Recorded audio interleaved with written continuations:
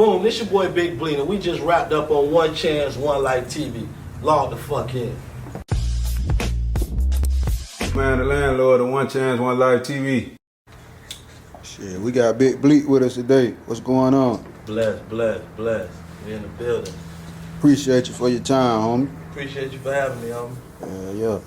Start from the beginning and let us know what life was like for Bigg Bleet coming up.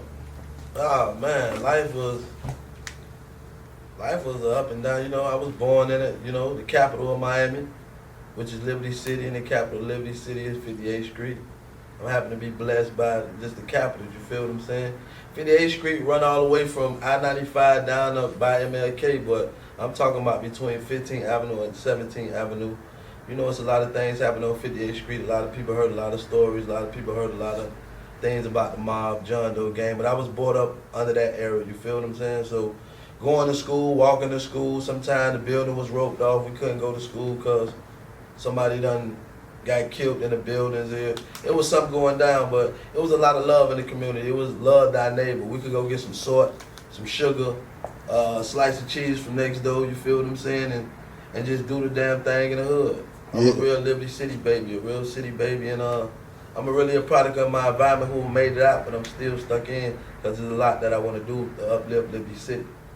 Right. So what was high school like for Bigg Bleet? Oh, high school was I bounced around in high school, you feel what I'm saying? They shut the buildings down.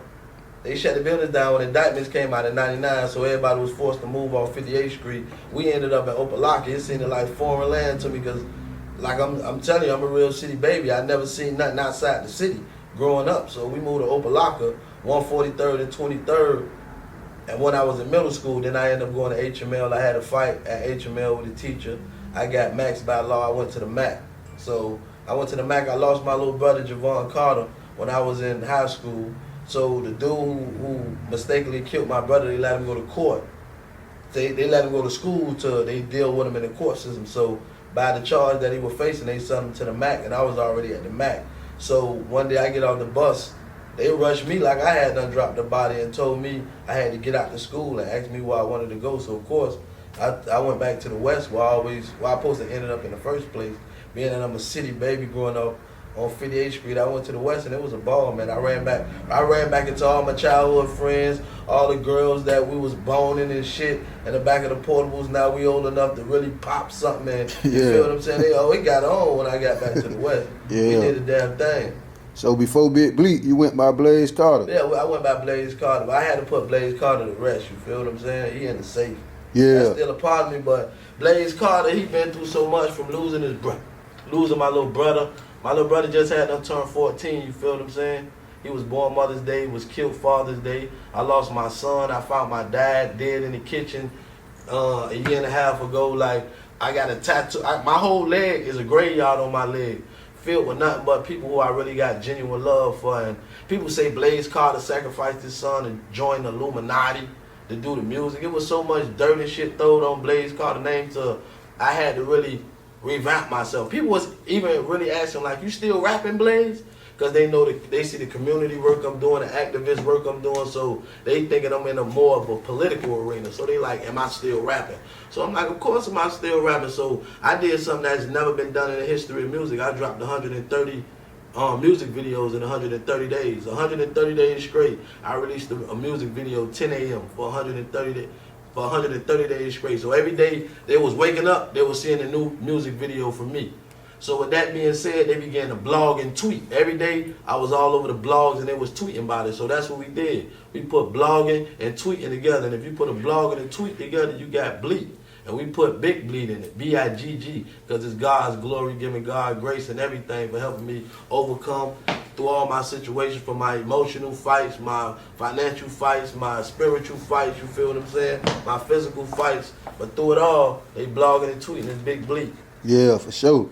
So speak on the sacrifices and grind it took to create a name for yourself in Florida. Man, further the sacrifices it took, like time, and I even took time off my career, being that I was a kid when I had my first kid. I got an 18-year-old daughter right now, you feel what I'm saying? Right. I had a kid when I was literally just a kid. Before I even got back to the West, she was pregnant. As soon as I got to the West, my daughter was born, January 8th, you feel what I'm saying? 2004. But it was a lot of challenges from timing, going to the studio. I got back to the West. I wanted to go to all the West games. You know, shit popping now. I'm back in the arena in the atmosphere of my siblings and my real peers. So all that shit was short. My mama said, you ain't going nowhere. You got a kid. You got to watch this kid. You finna be here with your daughter. So I had to dedicate time to my daughter, which I ain't complaining because I'm a real father first. But it was a lot of times going out of town, doing this.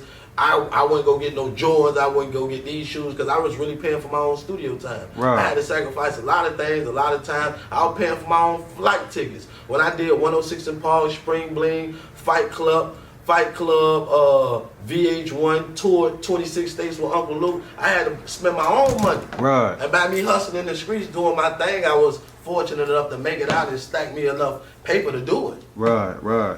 So let's speak about your powerful Let Us Live record featuring Rick Ross. How did that come about? Oh man, the Let Us Live record. I honestly, after my son passing away, I wanted to give music up.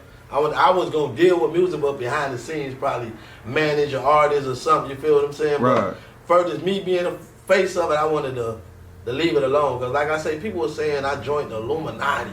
Like I sacrificed my son to the Illuminati to do music, and it hurt me to my core.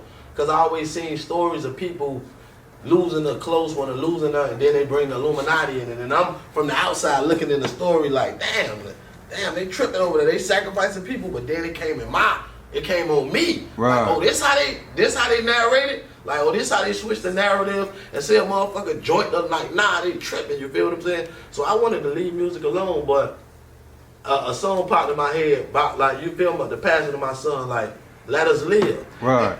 Let us live. Let the kids live. My son asked me for $1. I gave him $3. He was simply going to the candy lady to get him some chips, a pickle egg, and a frozen cup, and come right back. He paused the game like on a Saturday. It was 2 o'clock in the afternoon.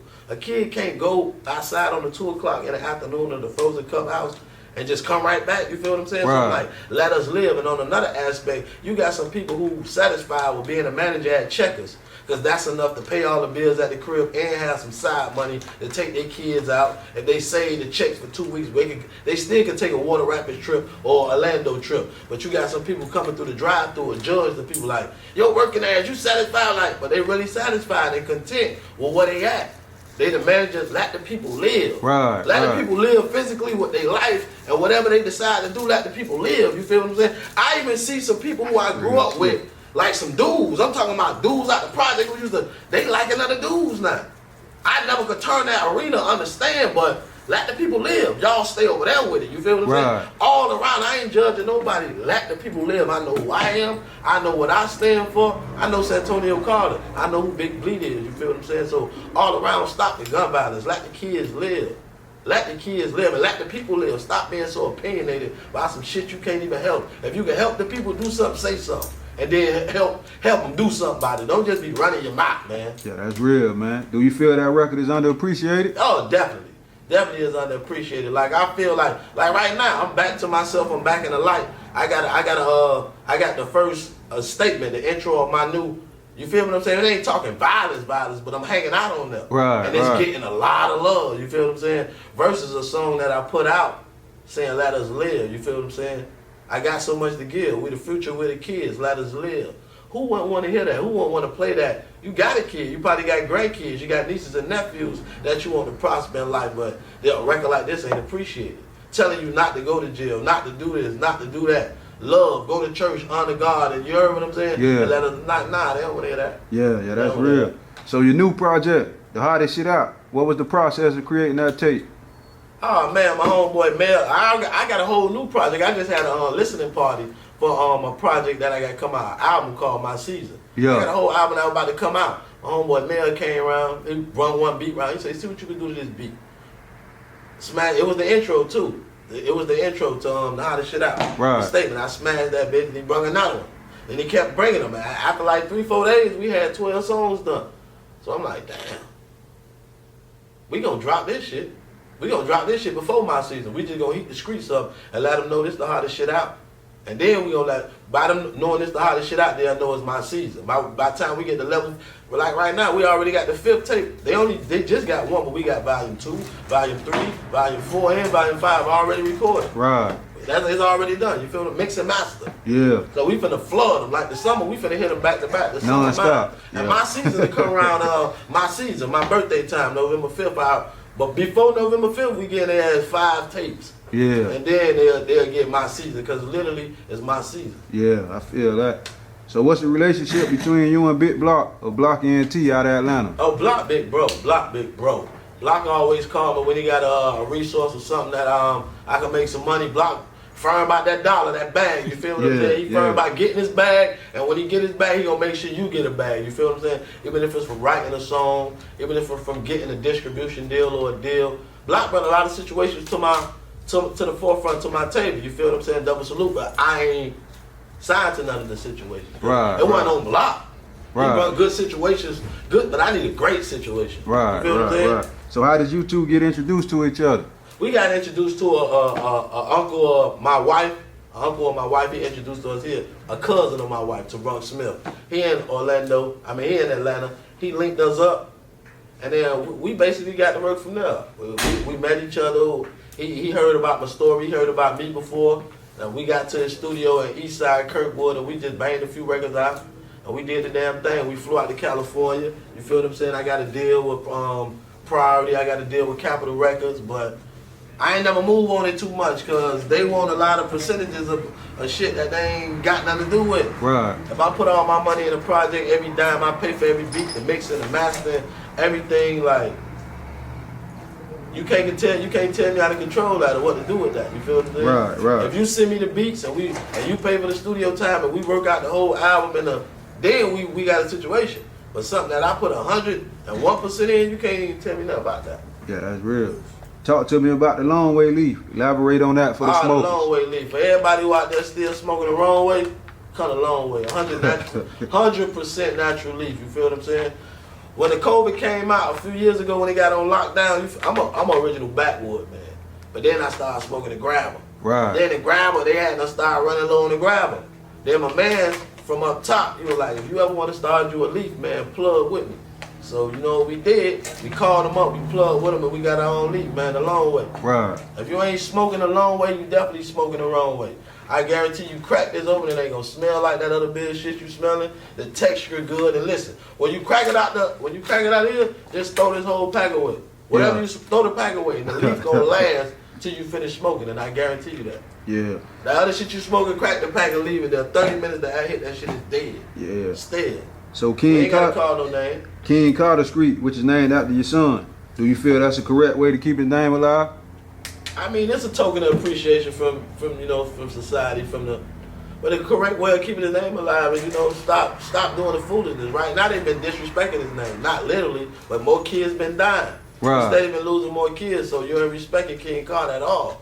It's because the violence be continuing, and you feel what I'm saying, the spiral on. So the street, it's good love. The lady who gave me $1 million, I gave the whole $1 million away. That's good love too, but let us live. Back to let us live. That's right. How you honor and respect King Carter name, by letting the kids live.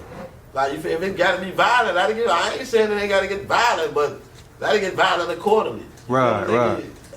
Holler at your people, man. Yeah, that's real, man. So through your speaking engagement, how important is it to try and reach as many teenagers as possible?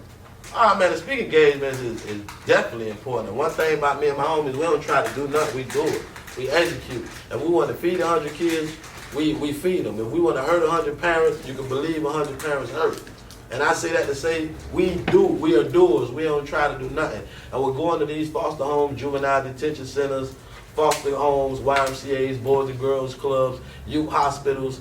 These kids really listen because they see a familiar face, they see a familiar walk, they understand a familiar talk, you feel what I'm saying? This ain't none of that watered down as traditional learning, traditional teaching, clean cut, suit and tie shit. We go in there and get the kids the real. We give them that black and white, we make the message plain, you feel what I'm saying? I go in the juvenile detention center with all the 17 to 18 year olds and they looking at me crazy like, who I in there wish they could smoke the majority and get them some head tonight? And the Egyptians they're going crazy, me big homie.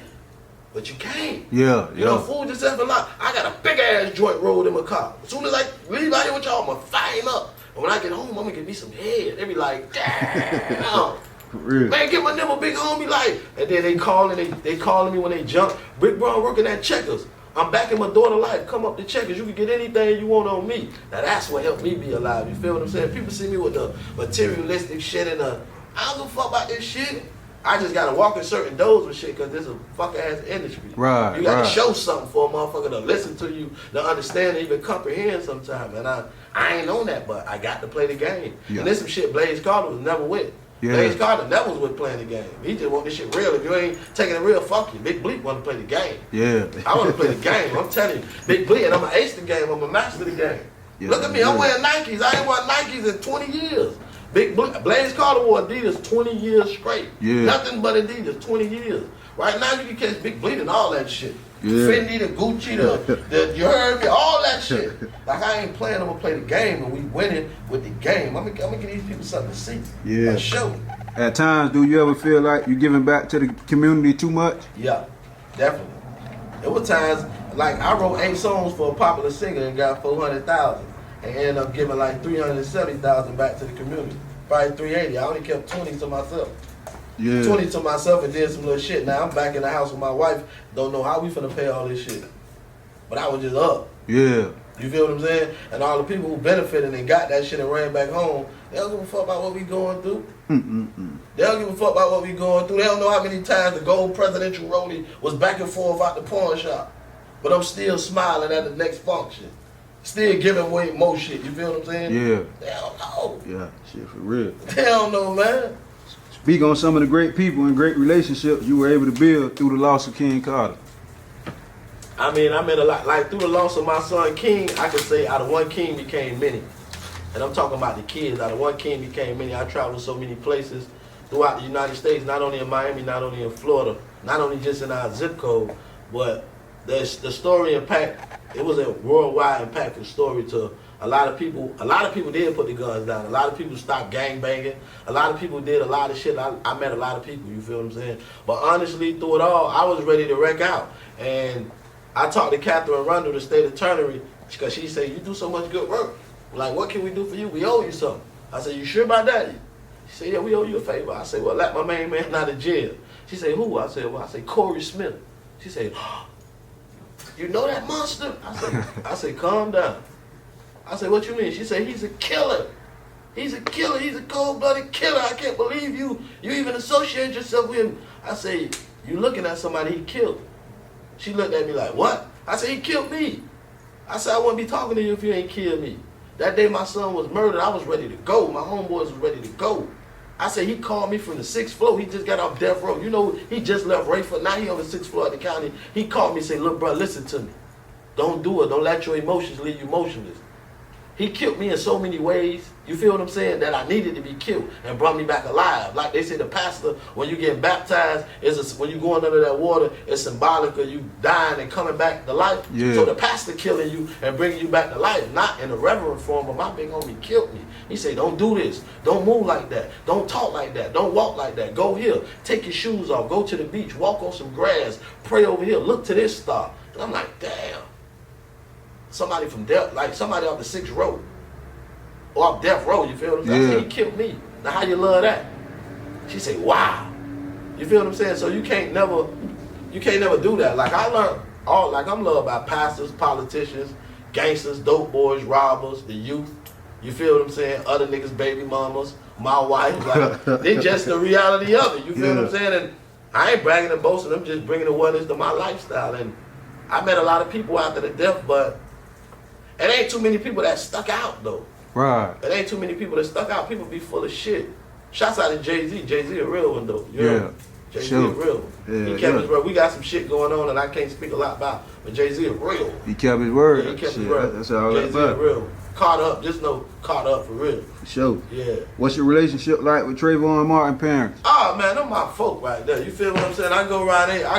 I go around Miss Sabrina, I go around Tracy, and we vibe. Me and Tracy, you know, since we got fathers who done passed, we got sons who done passed on, and we got tradition, familiar pain. We get with each other. He barbecue.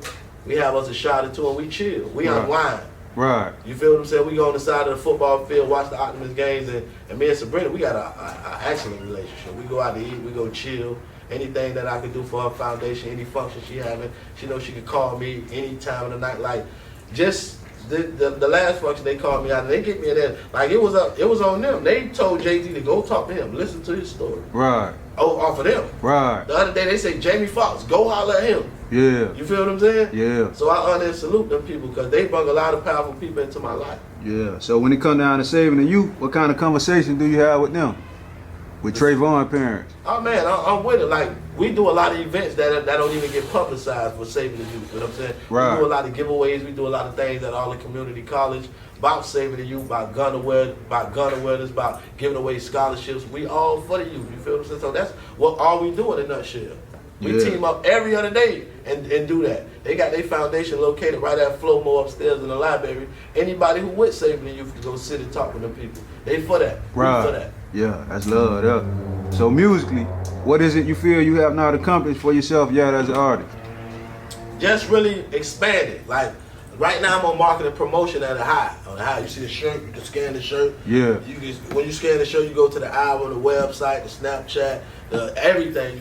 I always rapped and I just knew I could rap. I knew I could out rap a nigga ass, so I thought that was just gonna take me there just to rap. But then it take more than that's why they say it take 10% music, 90% business. Yeah. The business is that marketing, promoting, and traveling and getting out there rubbing elbow. And it's something I never did, being that I had kids. And I was always father first. I want to be in my kids' life. I'd be damned if I just leave just to go have some, like, that was my mentality. You got a lot of niggas made it who took that real sacrifice. Now I'm going to leave their ass. And they came back with the bag. Right. And they made up. But I ain't even take that chance. I didn't want to take that chance. You know what I'm saying? Yeah. So do you plan on signing any talent? Signing any talent? Yeah. Oh, yeah. We got a couple people right now on the roster who really want to jump head first right now, but I'm letting them know I ain't ready to do it 100% because I'm still on me. Yeah. And I don't want you to feel like it's all on Bigg Bleet right now. You feel what I'm saying? Like right now, I'm putting all the marbles in, all the coins on the table, and it's going my way right now. And if it's going my way, and it keep going my way, the up and up we go, and I blast the door down, it's going to be easy for everything walking the door behind me. Yeah, that's 100. Yeah. So what's your take on the current Dade County music scene? Man, quiet. It's quiet. It's quiet. It's real quiet right now. But me, on some real shit, I damn that don't want to work with nobody else out of Dade County.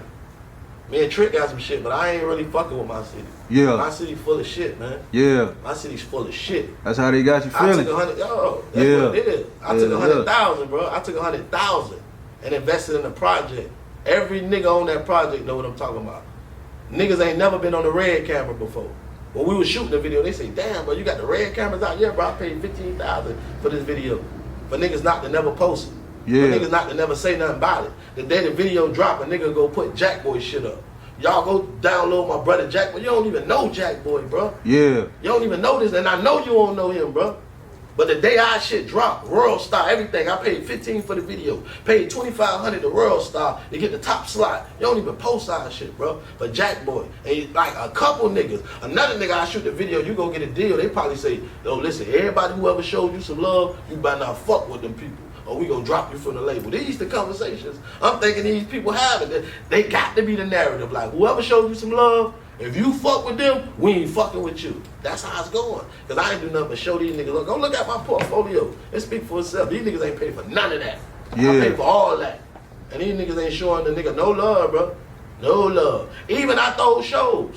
I did shows. Me and my wife, 30th birthday. What y'all want? I want, 4 niggas was buzzing. I want 2,500 to perform. Where you at?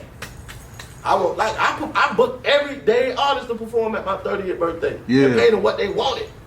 You heard me? Yeah. Even on the music side, even on the bossed up side for the shows, the me involved, man, these niggas full of shit. They crabs, bro. I don't want nothing to do with their ass, bro. Yeah. I don't want nothing to do with them. Now they all in my DMs. Now they just start back following me because they see what the fuck going on, but I don't want nothing to do with them, bro.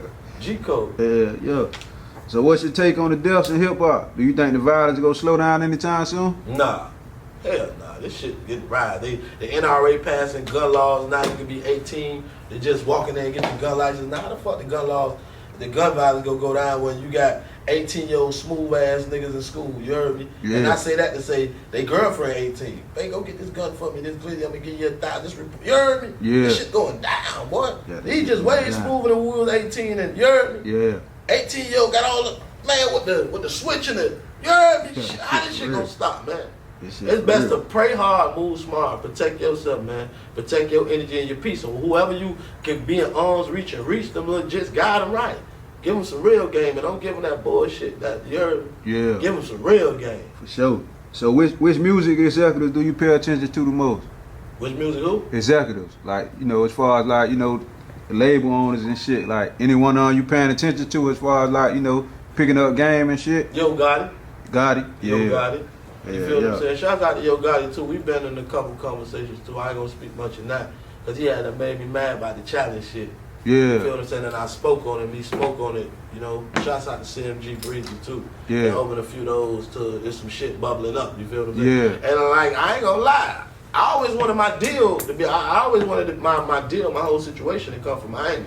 Right. I wanted it to either be, I ain't give a fuck if it was Ted Lucas, but a real situation. MMG, but a real situation. I always wanted to be the UD of this rap shit in Miami. You heard? Yeah. You see, UD went to Florida, but he really never left Florida. Yeah. But when he played all this shit, then he came back to the Heat. UD never left. I wanted to be that same nigga on the token of this rap shit, nigga. I ain't had to go nowhere. I had to go nowhere for people to love me and respect me. Now I go get the bag and come back home. Like you, that's why UD every time that man did that shit. All that shit. You know how good it feel? You heard me, Teddy Bridgewater just text me last night and say, bro, I'm here. Yeah. You know how good that shit feel? Yeah. Come on, man. That shit feel good, bro. To be from here and really be here, the city to put, you heard me? Come on, man. Yeah. But I respect Yo Gotti. I like how he do his shit with his artists. Like, give them their masters and do it. Like, if that's, just lay around for it, you heard me? Yeah, for sure. So shit, before we wrap it up, shit, like let the people know like how important is it to you like to protect your energy and shit. I hear you speak on that a lot. Nah, it's very important to protect your energy, your peace, cause I was smiling and faking for a long time. I wasn't happy at all. I just came out of a black cloud like 6, 7, maybe 8 months ago, but nobody could tell you this. My wife who's got her pillow and her toothbrush next to mine, but she couldn't even tell you. You feel me? Right. Depression is real. I was faking it. Just giving away money, you feel what I'm saying? And the only thing that kept me alive really was loving on my kids, my two little girls, Royalty and Queen. I'm loving on them, and before that I was lost, man. I was really lost. Energy, people sucking my energy, people sucking my talent, people acting like they got the best interest for me, but only want to come around because they know I'm a giver. I'm a real G, and I'm a giver, a guider, a groomer, everything, but it could get gangsta at the end of the day. Right. And that's the last G I'm talking about, because I don't want to show you that. But it could go there. Right. But I'm a real G, bro. They know I'm going to give some game. I'm going to guide them in a way to get some great, you feel what I'm saying, to get some goods. And bitch, you just suck that all out you. I spread myself thin. Now I don't even want no rap friends. Yeah. I don't want no rap niggas around me, bro. Like, you niggas ain't going to do nothing but copy some shit, talk, say some shit, acting like you for me, and double back and try to beat me to do what I said I was going to do. Like, and it's been proven. Yeah. Time and time again. That's why I ain't even on that shit. But for the real ones, I ain't gonna say I don't want no rap friends. The real ones know what it is. You feel what I'm saying? The real ones know what it is. Like, we ain't gotta. But for that fake shit and all that, man, y'all keep it over there. Yeah, Bigg Bleet ain't taking it. Shit, I appreciate you for your time, homie. Any shout outs before you get out of here? Man, shouts out to God. Shouts out to God first and foremost. A lot of people use that and just throw that out. But shouts out to God. I know He real. I know He saved me. I know He got me covered from the root of my feet to the crown of my head. You feel me?